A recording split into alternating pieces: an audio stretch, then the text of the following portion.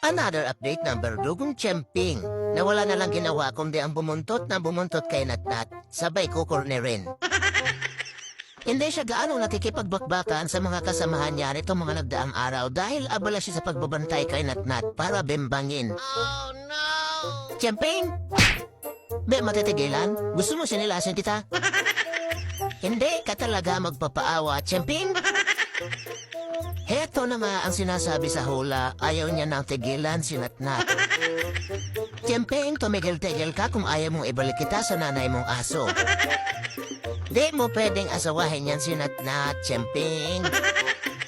Sa puntong ito, hindi na nga siya nagpapapigil, kaya inawat ko na at inilagay ko muna dyan sa kanyang selda. Ayan, diyan ka muna, mabulo ka dyan. Napakaligalig mo ka, bata-bata mo pa. Ipapatuli na kita, maghintay ka, Chemping.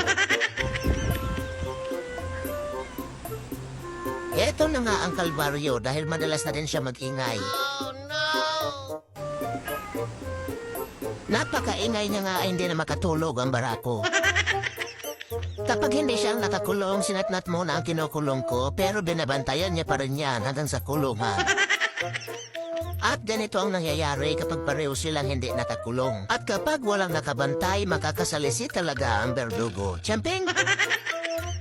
Hindi ka talaga magpapaawat ha? Gusto mo talaga sinilasin ka? Halika rito. At sa kulungan na naman ang bagsak mo, Chemping. Hindi kita pinatira dito sa bahay para asawahin ng mga anak ni Chloe. Napakabata mo pa. Wala ka pang kalahating taon, Chemping. Ikalma mo muna yung putotoy mo at malapit ka ng tuliin, Chemping. Oh, no! Ikaw naman kasi Natnat, panay naman ang tuwad mo. Si Chemping lang ang panay corner kay Natnat, samantalang si Chito tumutuwad-tuwad na sa harapan niya si Natnat ay wala lang pakialam ito. Mas lalong umiinit ang tensyon tuwing magkakasalubong ang dalawang ito. At sa tuwing may sagupaan sa pagitan ng dalawang ito ay nawawala ang tainga ng berdugong Chemping. Ganon pa rin, takot pa rin siya sa barako, hindi niya ito papalagan. Tanging si Casper lamang ang hindi niya masasanto sa pamilyang ito. At hindi na magpapatalo ang barakong Casper kung minsan nga ay siya na ang nauunang gumawa ng gulo. Batulad na lang nito, nagkakainitan na naman sila. Madalas niya nga pinagtitripa ng berdugong Chemping. Kaya naman nakadepensa agad ang berdugo. Sa puntong ito ay nakornada ang kanilang bakbakan dahil na may umaaligid na ibon na naman dito sa bintana. Nagkagulo naman nga ang mga maligalig sa ibon na palipad-lipad din sa bintana.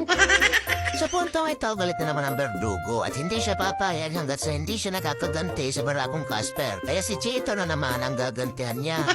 Dahil nga hindi niya kinakaya ang tatay nito, ay si Chito na lang ang kabayaran. Hindi naman nga lumalaban si Chito dahil hindi nga ito sanay sa ganyang away. Hinahayaan niya lang ang berdugong Chemping kung anong gawin nito sa kanya babakbakan. Mamaya-maya ay dumaan na naman ang barakong Casper. Gustong-gusto niyang sagurin pero nagtitempe siya.